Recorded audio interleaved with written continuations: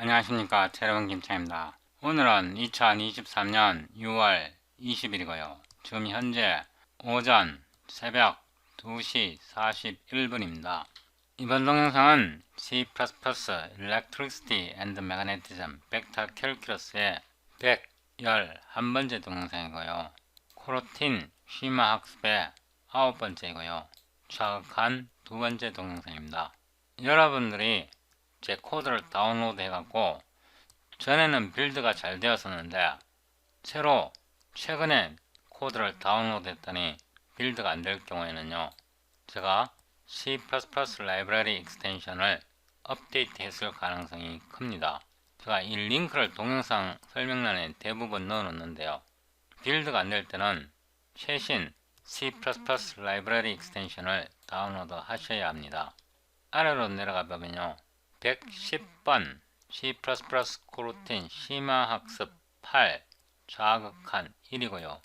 이 링크를 더블 클릭해야 합니다. 이번 동영상은 저 이전 동영상에서 계속 이어가기 때문에요, 이 동영상을 시청하지 않으셨다면 따라오기 어렵습니다. 더보기를 누르고요, 다운로드 커런트 비디오 소스 코드 링크를 누릅니다. Show in Folder 하고요, 압축을 풉니다.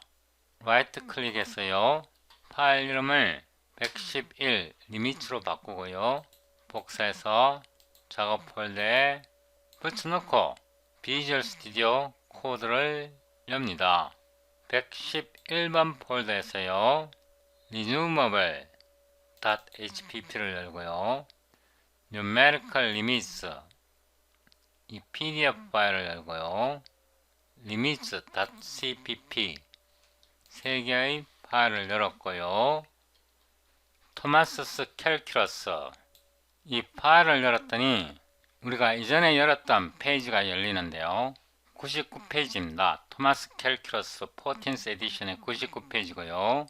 우리가 지금 현재 자극한 X가 C에 접근하는데 X가 왼쪽에서 오른쪽으로 무한히 접근하는 경우이고요, X가 C에 무한히 접근할 때요, 이번에는 리미트 f of x equals m 이 부분을 구현합니다.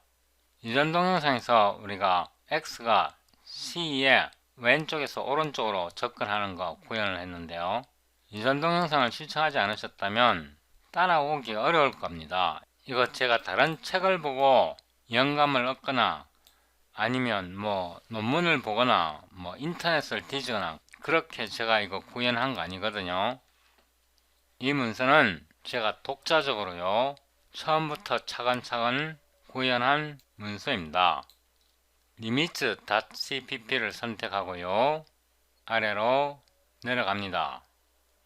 여기에서요, auto left limit 하고요, 우리가 지금 글로벌 섹션에서 람다를 만듭니다. std floating point t 하고요, 이거는 펑션 콜 파라미터 함수의 콜 파라미터를 지정하는 괄호입니다. auto f 하고요, f는 함수입니다. 우리가 극한을 풀 함수이고요, t는 upper limit이고요, t는 ratio고요, int max count 2로 하겠습니다. 이때 세미콜론 잊어버리지 마시고요, context for t의 epsilon인데요, 이 값은 1분의 cpt infinity 이렇게 하고요, t를 보내줍니다. 그래서 이거는 compile time 함수입니다. 무한대 값을 리턴 하는데요, 이 알고리즘은 제가 다음 동영상에서 설명드릴 것입니다. 이번 동영상에서 다 설명드리기 어렵고요, context for t의 초기 델타입니다. 제일 처음에 우리가 지정하는 델타이고요, 1분의 cpt infinity t예요. 이렇게 합니다. 이거를 화면에 한번 출력해 봅니다. std cout epsilon 이렇게 하고요. epsilon cpg endl 한 번 더 복사했어요. 이거는 초기 델타 값입니다. 델타 이렇게 하고요.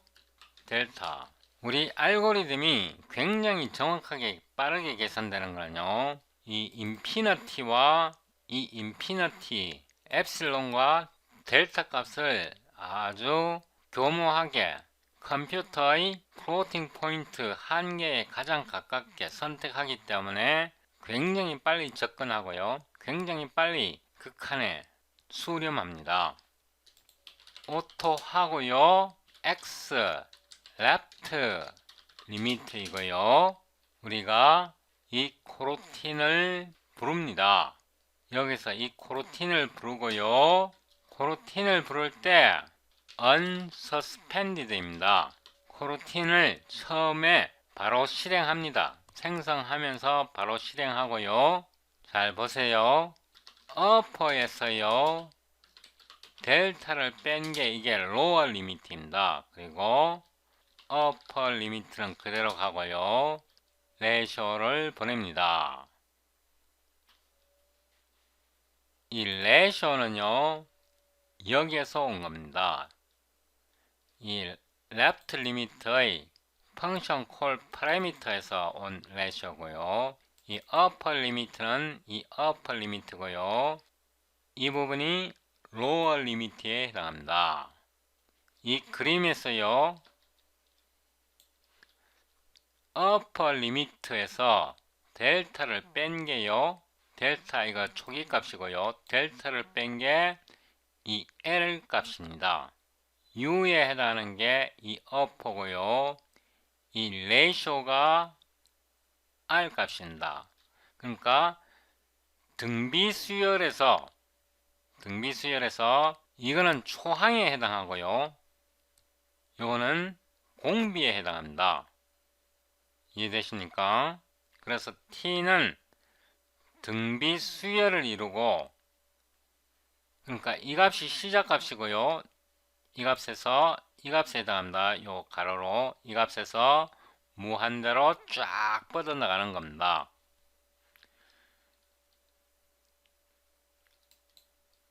제가 이거 잘못 눌렀는데요. 이걸 좀 늘리고요. 그 다음에 t의 x는요. 우리가 처음에 중지하지 않고 코로틴을 실행시켰기 때문에요. x 리미트에서 값을 읽어올 수 있습니다. 그래서 이거는 초기 값입니다. 이 값은 이 값이 나옵니다. upper 빼기 델타 값이 나옵니다. 우리가 이 approach left to right 에서요. approach left to right 에서 여기에 보면 이 값입니다. 제일 먼저 나오는 이 값은요. 이 lower고요. 이 lower에 해당하는 값이요. 아래로 내려오면 upper 마이너스 델타 값입니다. 여기까지 왔고요.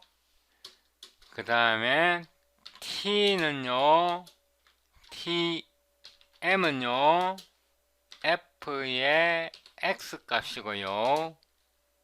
그래서 이 함수 f에서 x 값을 제공해서 m 값을 계산합니다. 이 m 값은요. 토마스 캘큘러스에서 이 m 값에 해당합니다. 이 m 값이 이 m 값입니다. 제일 처음에 초기 m 값이고요. 그 다음에 y 이렇게 하는데요.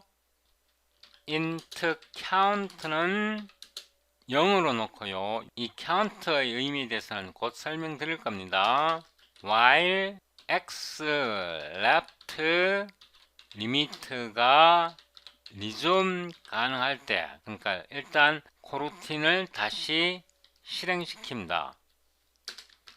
여기서 코루틴을 다시 리좀 하면요, 처음에 이 앞에 코루틴에서요, 여기서 x 값을 반환하고, 그러니까 로어 리미트를 반환하고, 여기에서 딱 멈춰 있다가 이 부분이 휘리릭 실행되고 다시 x 값을 집어넣고 내부 메모리에다 집어넣고요, 여기에서요, 이 파일에서 이 리즈머블인데요, 이 리즈머블에 프라미스 타입이 있고요, 이 리턴 밸류에 여기 x 값이 저장되어 있습니다.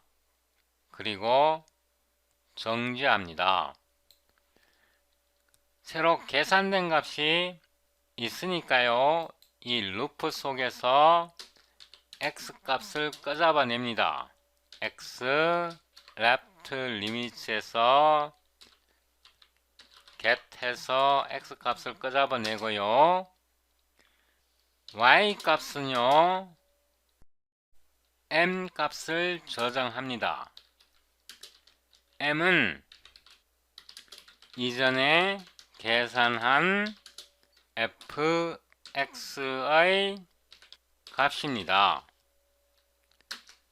그리고 나서요, m 값을 다시 계산합니다. 그러니까 x 값이 바뀌었기 때문에 새로운 x 값을 보내서 m 값을 계산하고요, 여기에서 이 m은요, 새로운 x 값에 대한 fx입니다. 이 y는요, 이전 m 값입니다. 만약에요, std abs 새로 계산한 m 값입니다. 이 m은 새로 계산한 m 값이고요, y는 이전에 계산한 m 값입니다.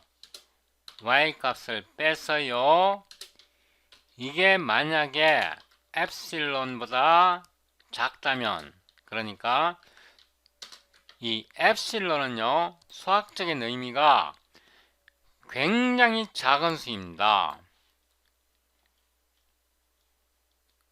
여기에서 보면요, 이걸 수학적인 정의를 봐야 되는데요, 여기서 올라가는데요, 여기 정의에서요, 이 L이 M이고요, Y가 fx인데 이전 fx입니다. 그러니까 두 함수 이전 fx와 새로운 fx, x값이 바뀌었잖아요, 그죠? 그 차이가 엡실론보다 작다면 이런 뜻입니다. 이게 이 식을 나타냅니다. 이 식이요. fx-l은 엡실론보다 작으면 이런 뜻입니다. 이 부분이 이 부분을 나타내고요, 이 엡실론은 이 엡실론이고 이거는 0보다 크지만 무한히 작아지는 값입니다.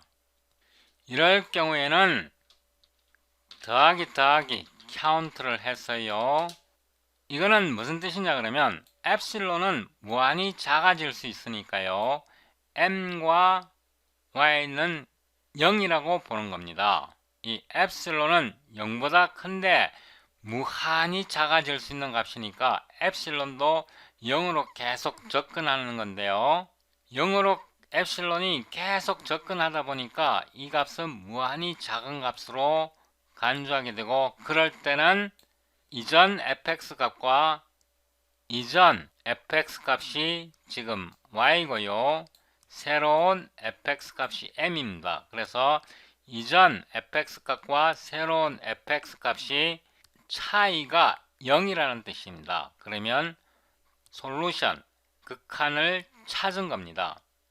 그럴 때 카운트를요, 한번 증가시킵니다. 그리고 나서요, std cout x 값이 어떻게 변하는지 보는 거고요. 그 다음에 y 값이요.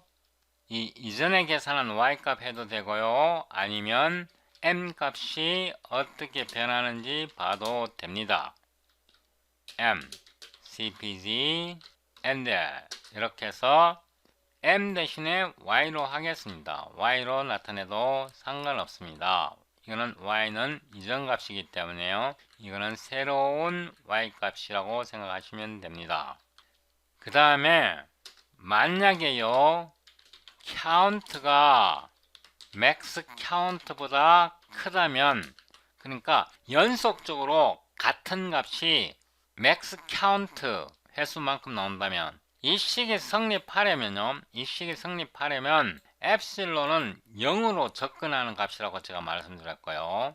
0으로 끊임없이 접근하는 값보다 더 차이가 적다 그러면 이 전에 계산한 y값, 여기서 앞에서 계산했던 y값과 새로 계산한 m값, 새로 계산한 n값이 그 차이가 0이라는 것은 수렴했다는 뜻입니다. 그 수렴 횟수가 맥스 카운트 이상이 되면요, 여기가 우리가 맥스 카운트를 디폴트로 여기서 2를 줬습니다. 2회 이상 같은 값이 나온다면, 극한이 같은 값이 나온다면 이런 뜻입니다. 이거를 2로 해도 되고 3으로 해도 됩니다. 그럴 때는 우리가 값을 찾았습니다.